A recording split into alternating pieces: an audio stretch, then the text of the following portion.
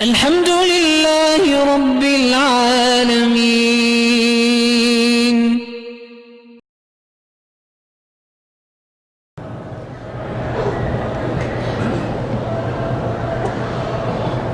کہتے ہیں کہ ایک مولوی صاحب نے چندے کا ڈبہ رکھا ہوا ہے اور اس پر لکھا ہوا ہے کہ حضور کی آمد مرحبا.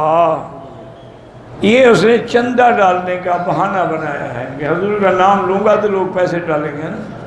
آپ کے یہاں ایک بہت بڑے جو اسکالر اور بہت بڑے جو پیر ہیں انہوں نے بھی کہا تھا میں نے خواب دیکھا ہے حضور نے فرمایا تمہارے ادارے میں آنا چاہتا ہوں میری ٹکٹ کا انتظام کرو.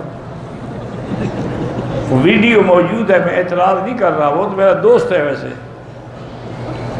لیکن اس نے یہ بات کہا ہے کہ مقصد کیا تھا پیسے.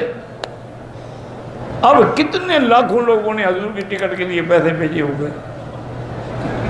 یہ سب بہانے ہوتے. ہمارا ایک دوست ہیں وہ اب بھی ہیں, بڑا اچھا مدرسہ انہوں نے بنایا ہے تحفیظ القرآن کا, لیکن مدرسہ ماشاءاللہ بہت اچھا ہے, طلباء بھی ہیں, اساتذہ بھی ہیں, پڑھانے والے بھی اچھے ہیں. اس نے مجھے خود واقعہ سنایا اپنا.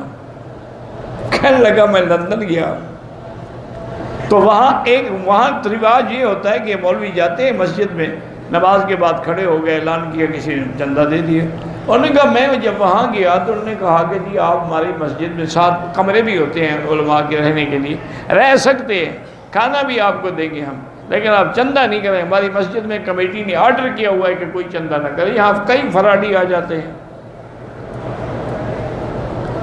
تو میں نے کہا ٹھیک ہے جی. اب سردی کا موسم تھا, میں نے کہا ان سے لمبی چوڑی بحث کروں, ابھی پھر اور مسجد ڈھونڈنا بھی تو آسان نہیں نا.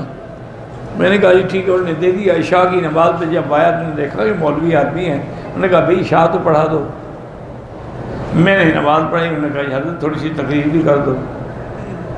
میں نے تقریر کی اور تقریر کے آخر میں میں نے کہا کہ چونکہ آپ کی کمیٹی نے ایک فیصلہ کیا ہے کہ یہاں چندہ نہ کیا جائے, میں آپ کے فیصلے کو اچھا سمجھتا ہوں اور میں چندے کے لیے نہیں کہوں گا, لیکن اتنا آپ کو ضرور کہوں گا کہ میرے مدرسے میں 300 طلباء ہیں اور ان کا کھانا پینا راشن ختم ہو رہا ہے. تہجد کے وقت ان کے لیے دعا کر دیجیے. وہ کہتے ہیں مکی صاحب اس مسجد سے مجھے اتنا چندہ ملا جو کہیں سے نہیں ملا. یہ فنکار لوگ ہوتے ہیں بھائی. استخارے کی دعا چھپی مل جاتی ہے, وہ لے لو, چونکہ لمبی دعا ہے تم یاد نہیں کر سکو گے. آج کل تو ایسے پیر بھی میں نے سنا ہے نکلے ہیں, مجھے ملے تو نہیں, سنا ہے میں نے. وہ ٹی وی پہ بیٹھے ہوتے ہیں, ٹیلی فون نمبر کھلے ہوتے ہیں کہ جی اس ٹیلی فون پہ آپ کی جو مشکل ہے بتائیں, ہم آپ کو استخارہ کر کے جواب دیتے ہیں. تو پھر آدمی بتاتے ہیں جی میں شادی کرنا چاہتا ہوں, لڑکی کا نام یہ ہے, استخارہ کر کے وہ 2 منٹ کے لیے آنکھیں بند کرتے ہیں, کہتے ہیں ہاں جی آپ کے لیے ٹھیک ہے, مبارک ہو, استخارہ آپ کر سکتے ہیں. یہ 2 منٹی استخارہ ہم نے ابھی سنا ہے. اللہ کے نبی فرماتے ہیں 1 دن 2 دن 3 دن 4 دن 5 دن 6 دن 7 دن استخارہ کرو اور پہلے 2 رکعت نماز پڑھو, پھر دعائے استخارہ پڑھو کہ اللہم انی استخیرک بعلمک واستقدرک بقدرتک واسألک من فضلک العظیم فانک تقدر ولا اقدر وتعلم ولا اعلم وانت علام الغیوب.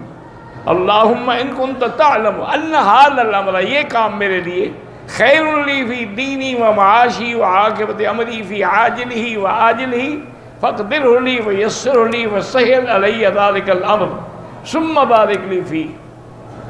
اللہم ان کنت تعلم ان ھذا الامر شر لی فی دینی و معاشی و عاقبت امری فی عاجلہ و آجلہ فاصرف عنی فاقدرہ لی الخیر حیث کان ثم رزقنی بہ. اب یہ 2 منٹ میں دعا پڑھ سکتے ہیں. بس اللہ ہدایت دے, کیا کرے.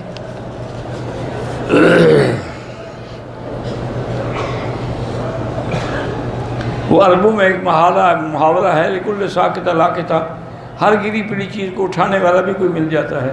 تو ایسے پیروں کو بھی مرید مل جاتے ہیں.